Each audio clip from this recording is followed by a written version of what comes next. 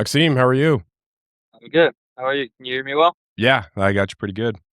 Well, thanks for taking some time to be on here. Really appreciate it. No problem. So Thank you were you just for part of. waking up so early.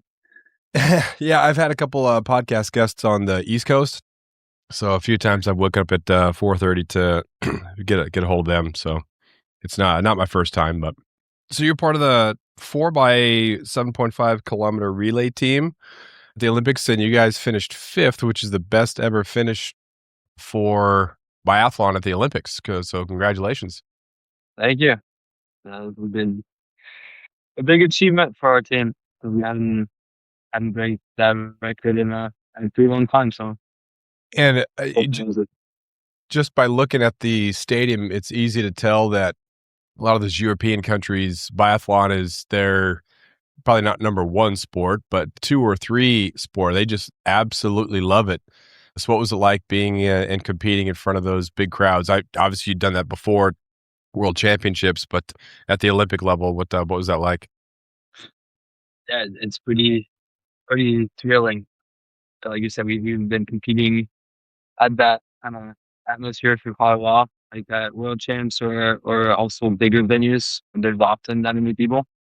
I'd say Untold is like one of the smallest like venues for fans compared to like where we go in Czech Republic or Germany. There's still a lot of fans, but it is pretty definitely stressful on some shoots and but yeah, having that many fans is so exciting. It Mhm. definitely makes our sport more and more seen. Mhm. So that 7.5 kilometer race, it's roughly 4.6 miles, and there's two times that you shot. Is that right? Yeah. So on relays you shoot twice and then you have relay rounds. So three bullets per shooting stage. And you went 6 for 6, right? I went 10 for 10 10 for between 10. my Sin. Yeah, sorry. Yeah, that's awesome. because you shoot five, and if you miss one, you can use three of your spares on that shooting. So you have 16 bullets for 10 targets. And the first set was laying down and then it was standing? Yeah, that's what relays are usually just from. I mean, they always are pro set. So which one do you prefer? Do you like the skiing part? Do you like the prone shooting part, the standing, or is it all just kind of interchangeable? Yeah, they kind of all are interchangeable, but I'd definitely say the skiing is the most fun. Mm. I'm not the most sharpest, not the sharpest shooter out there, but yeah, it's a combination of two sports. You had to like both sports.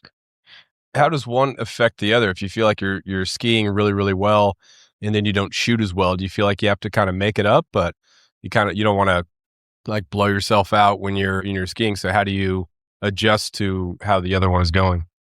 Yeah, 100%. It's kind of, some people start the race super strong and very fast, but the first stage is always prone. It's the most precise shooting. You just have to like be pretty much a sniper, and yeah, you gotta. It's strategy without really having a strategy. And people manage to start very fast and shoot very precise, and some people are able to pick up the pace and shoot on standing as well. The standing is another. It's all in intuition, in my opinion. It's also a lot in the head, but you like if you blow your legs up, like you cannot. It's hard for you to not shake and yeah, shoot these flat targets standing fun. It's all how you manage the pace and um, how you deal with your strategies. Mm. What's your kind of self-talk in the moment? People talk about like just breathing, the cues that they have as they're doing different elements of their sport. So what's kind of the self-talk after you transition from one to the other? Or are you just kind of hanging out there having fun? Well, I'd say it's unique for everyone. Some people will be it's not that deep and they'll just shoot and they'll be great shooters. I find that kind of inconsistent. Sometimes you can be a great shooter when you don't overthink it. But I think to be the most consistent, you kind of got to find a routine. For me, I try to find like points or stuff that help me during the day, like maybe trigger squeeze, or natural point of aim, or just breathing. I think breathing is a pretty a pretty general one, but also a very important one because you need breathing for everything, for skiing, for I mean, in our sport, you need breathing to work the muscles and to to oxygenate the muscles and to oxygenate the head, and you need both to shoot and to ski. So yeah, breathing is I think the biggest one for me. Mm. So you were born in Juneau and then moved to France and then moved back to Alaska to Anchorage. You graduated from West Anchorage. Sorry, well that was a tough one right there. West Anchorage at in 2019. You started biathlon at 13. Is that about the age that people get into it? There's always Uh, stories of people starting, soccer at 3 years old, but biathlon with the shooting element, it might be something that you can't really start till younger. So is that kind of when people start? no, no, I don't really know the American ways of I learned when I was a kid in France when I was 13, and that's kind of like the gun regulations Mm. in France. But also it's kind of just when you can be the most efficient at shooting. You know, you can't. I think I think younger than 10, you kind of just see it as a toy, and you can't Right. really gain anything out of a shooting workout or session. I guess when you mature, you're a little bit more aware of your yeah trigger speed or whatever you're trying to work on that session. But Yeah. yeah, France is that's the age we could start at. Mm. America, I'd say, is probably a little younger, but approximately the same age. Yeah, there's kind of the American way and there's kind of the Alaska way too. I have some of my students have been hunting or commercial fishing since they were really, really young. So it's pretty cool that that's kind of part of the culture. And there's definitely Yeah, a biathlon culture in some of the bigger areas of Alaska. I know, Anchorage and Fairbanks. So how did you enjoy the Alaska biathlon experience, and how did it compare to France?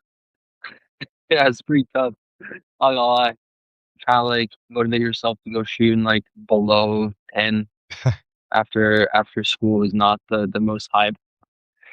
There was also extra practice outside of like high school skiing and I guess I was skiing with the APU junior team. So it was like Mm. 3 programs that I was following.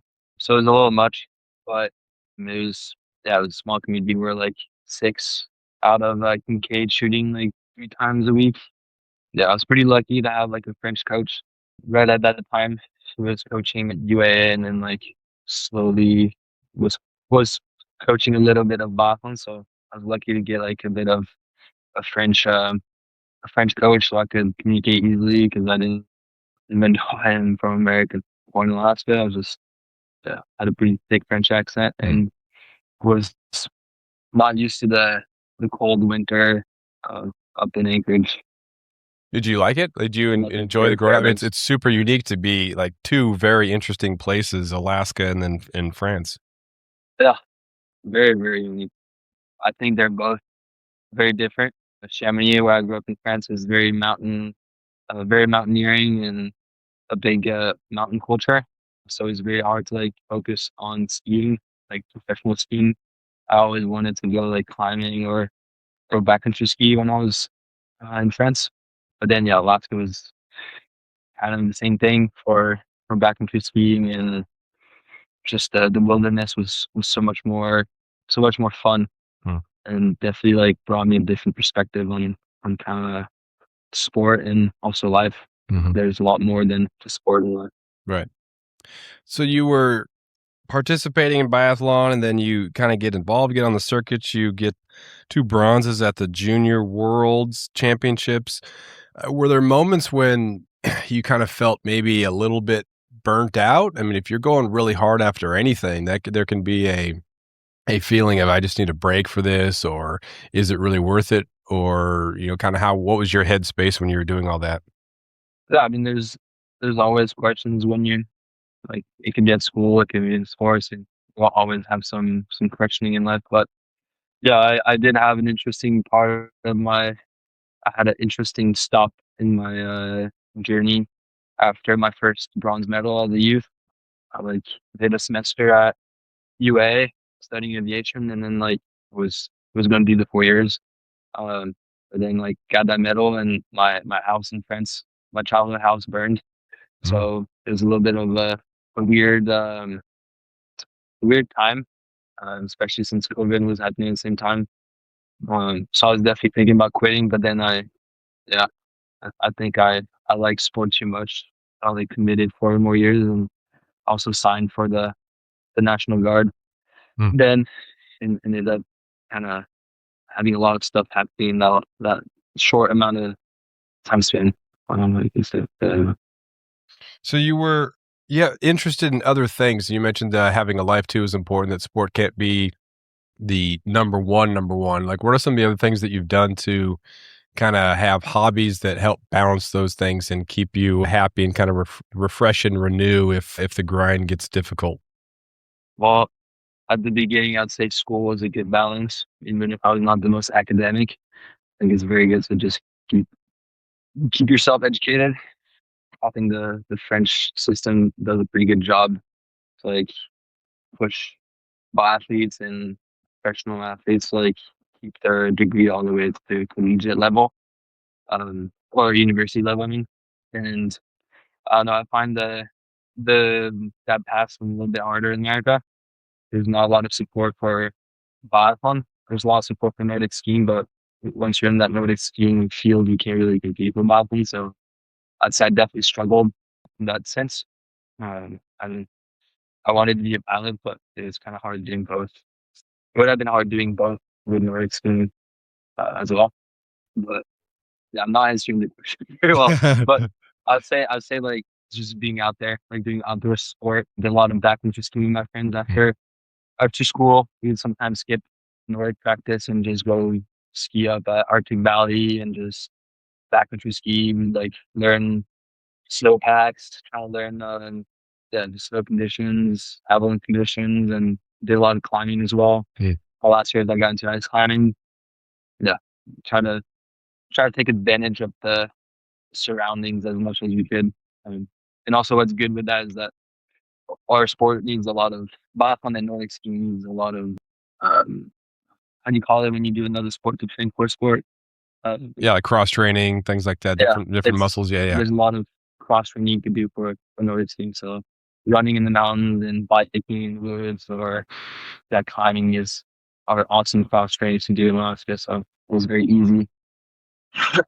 So you say you wanted to be a pilot? Is that something you still might pursue later on, or is it in the back burner? Or? Yeah, like going going up to Anchorage, I definitely fell in love with like the bush planes and the bush flying because it's yeah, Alaska's so wild and you can just access so much with just a little plane. So I was kind of in love with that for quite a while. Still am, but I'm definitely finding myself being a little too active. Like I would want to always be doing something physical. Mhm. So I mean, it's always in the picture. Like I joined the guard being a 15 Papa, an aviation operational specialist. So I kind of wanted to keep a foot in aviation if ever I want to become a helicopter pilot or just a fixed wing pilot. I could always have a door in that. But yeah, I guess never say never. Hmm. What about knitting? I saw there's maybe some knitting involved on the not just you, but also on the team. Yeah, yeah, that's kind of a new thing. I like started last year. I had a good friend from Washington who's a big knitter, and he was always wearing those cool hats. And yeah, it just kind of made me want to have my own gear. And then I yeah, last year picked it up, ended up knitting stuff for myself, and thought it was really cool thing to do. So this year definitely got very very um, hyped with the Olympics as well. So definitely try to sell it to the audience. But knitting is not my own personality, but I do Yeah, think it's pretty cool. that's a cool thing. As a consumer of sports and the Olympics, we see a lot of people who are very driven from a very young age, and sometimes that can cause just like an enormous amount of pressure and stress, and so you wonder what their lives are like. But there's also cases of these athletes who have these just super fun lives and these great hobbies and other interests that makes them such interesting people, and you can see kind of a joy in how they approach everything and how it's not just this brutal journey toward Olympic glory. It's just this really fun, very hardworking, like a lot of dedication too. But it's cool to see those other stories. Yeah, totally. Yeah, I was during the Olympics, I was thinking quite a bit, and there's just few people that are just known for being very good athletes, especially for the US. You kind of got to put yourself out there and like showcase an image of yeah, whatever you're good at. I'm not a professional knitter, but like if that's kind of what I can sell myself with, I Mm, think it's a win-win. But you know, all those Europeans have a lot of media attention and a lot of yeah, just like attention, and that's very easy to just get sponsored afterwards. And we are just such a small, we have a pretty small following in the US, so you gotta make yourself noticeable mm. somehow.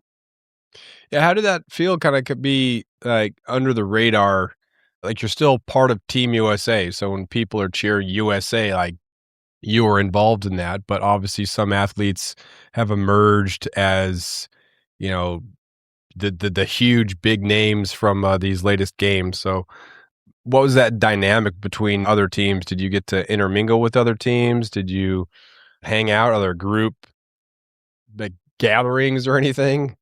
There's just so many Yeah, I mean, athletes, it's kind of hard to get together for dinner. yeah, not gonna lie, our Olympics was pretty uneventful. Like we weren't in the village. We were in our own house, like up in the mountains, and we didn't really have an Olympic village spirit. So we didn't. We we always we race year round with the same people, like Mm, same countries, so we know each other quite a bit, and have friends Estonia, Finland, and France, like Slovenia.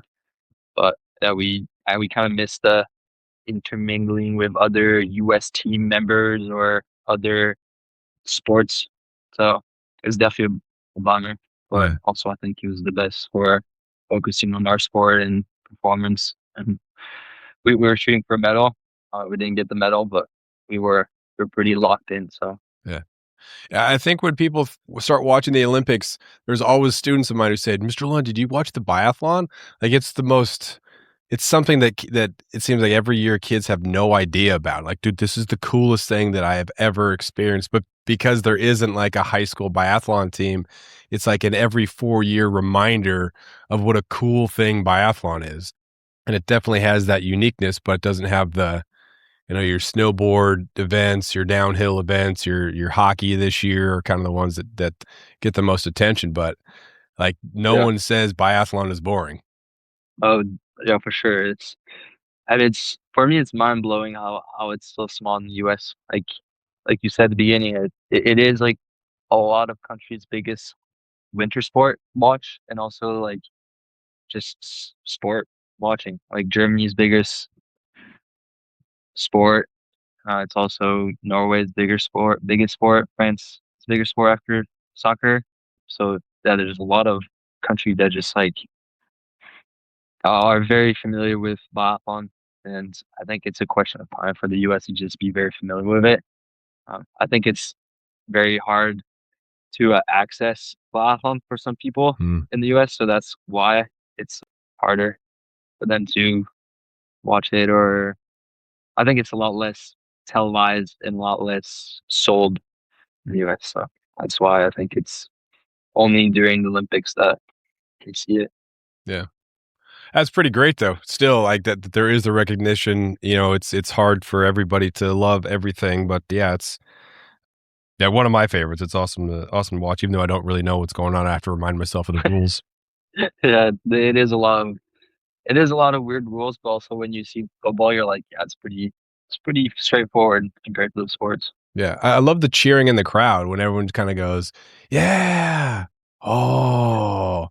I can't imagine that with those grandstands being so huge and some of the crowds Oh and man, it's yeah, it's it's definitely a lot of adrenaline moments. Before the games, I had a shoot.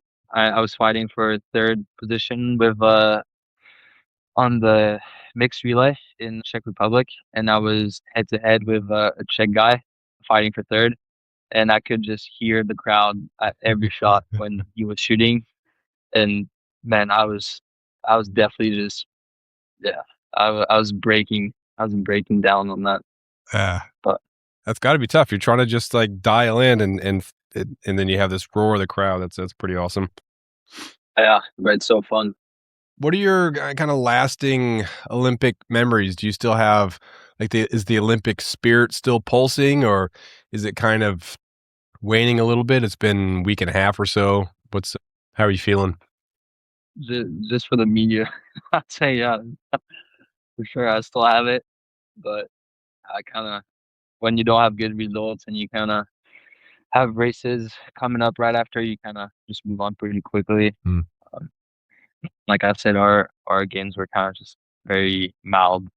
We're in the same venue every year. We're pretty used to the same. The only thing that changed is that there was just rings everywhere and a lot Uh, more Americans cheering, which was sweet. yeah.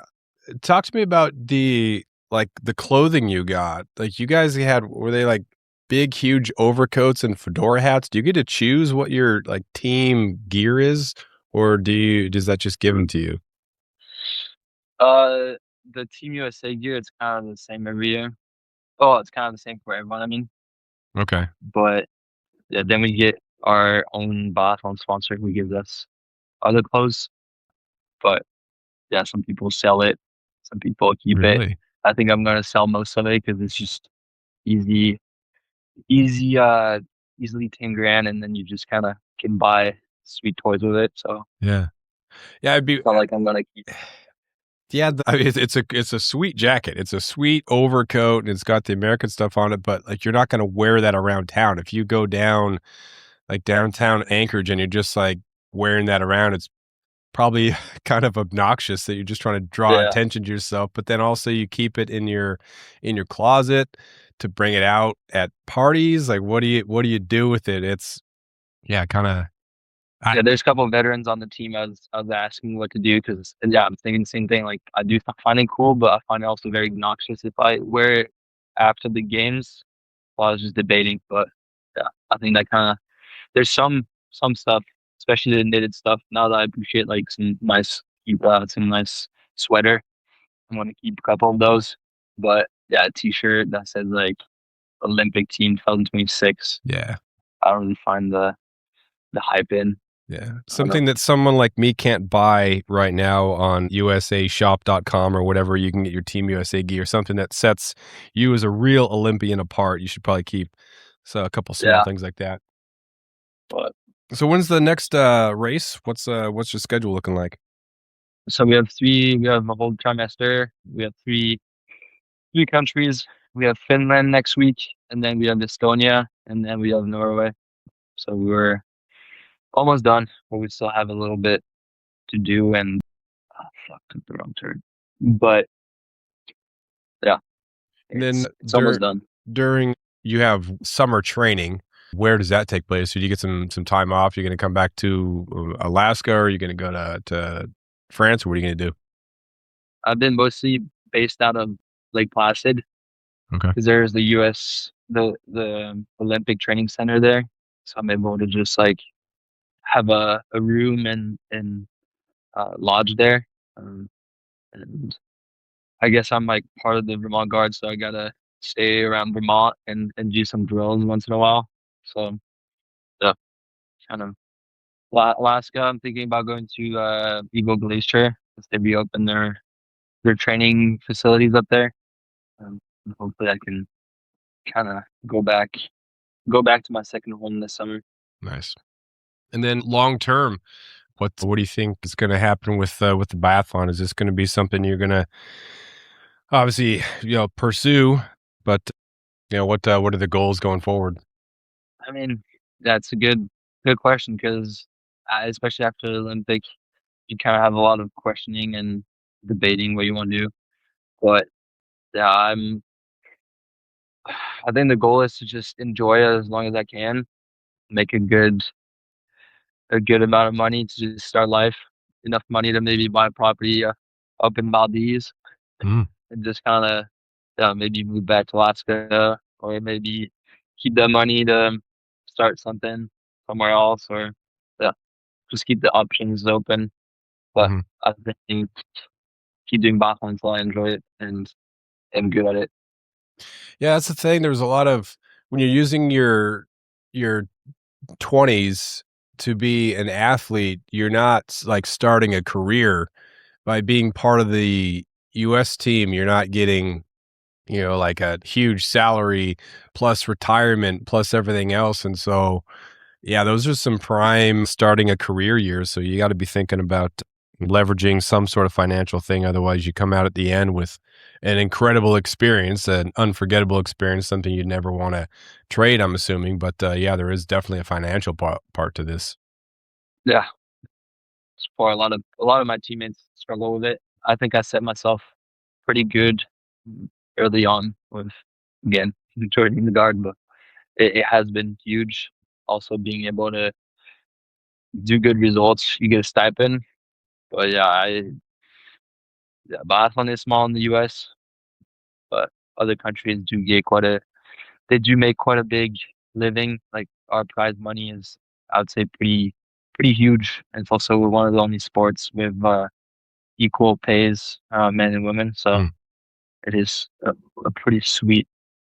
Sorry, Yeah. uh, So kind of in a city right now, and it's not the hypest. yeah, yeah.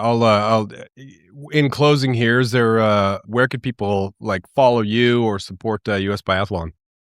They can follow. They can follow a lot of stuff. They can follow the biathlon races, which are very accessible online. There's an IBU biathlon app where you can follow the results. You can also have your sport if you have a VPN. I think in the US it's Peacock, which is a little bit harder. You need a subscription. But yeah, our our media lady is trying her hardest to sell biathlon to the grand public. But I would say also support the local Boston community. Try it out. Just a lot of people just like it right when it started. So just try to shoot, try to ski, go out there. And I don't know where you're based out of, but I know Fairbanks has the club, Anchorage has the club. I don't think Juneau has yet, but maybe one day. I'm down in Ketchikan, so we have a lot of rain. We get Yeah, 150 inches of rain. We don't don't have a whole lot of skiing. My wife and I have skis, and we don't get to use them too much unless we go up to Juneau. yeah, Ketchikan is definitely not a good ski No, spot, but yeah, but I've been Ketchikan only once on my. I was flying. Actually, that was a good part of why I wanted to fly. One of the families I stayed with in Alaska, they fly a Bonanza, like a little jet down to well, I guess it's not even a jet, the prop plane, down to Arizona, and they brought me down, and we stopped in Ketchikan refuel. hmm. I was like, man, I thought Juneau would be tough to live, but Ketchikan was even tougher. Yeah, it's pretty small, but it's I grew up on Prince of Wales Island, so Kilwauk had 700, 800 people, so it was I'm a big An I upgrade. like Ketchikan. Ketchikan's pretty cool, but yeah, it's pretty small. There's a lot of stuff in Juneau even that we don't have down here that would be nice, but it is what it is. Are you a big kayaker? I do some kayaking. My wife and I have inflatable pack rafts. We kinda like to do rivers a little bit more and fish Okay. than kayak, but, run around in the skiff a little bit and fish and all that stuff. Yeah, I saw your Instagram has quite a bit of fishing and hunting. I was like, it is making me miss fishing in Alaska. Yeah, you certainly don't live in Alaska to be inside. You gotta No, get outside, otherwise there's a lot of, like, better places to probably live. oh, for sure. Let's go out Well, there. I'll let you go. Really appreciate you taking time, to chat with me. This is great. I am wondering now if I should have gone through your biathlon media person, but, All hopefully, good. it'll be okay. All good. Yeah. Thanks again, Thank you really for taking the appreciate it. time as well. Thanks for listening. Please share. If you found today's conversation useful, you can go deeper with my writing on Substack. That's where I expand on these ideas from the show, share essays, reporting, and things I'm thinking about in real time. You can find it at From the 49th on Substack. Thanks again for listening, and I'll see you next time.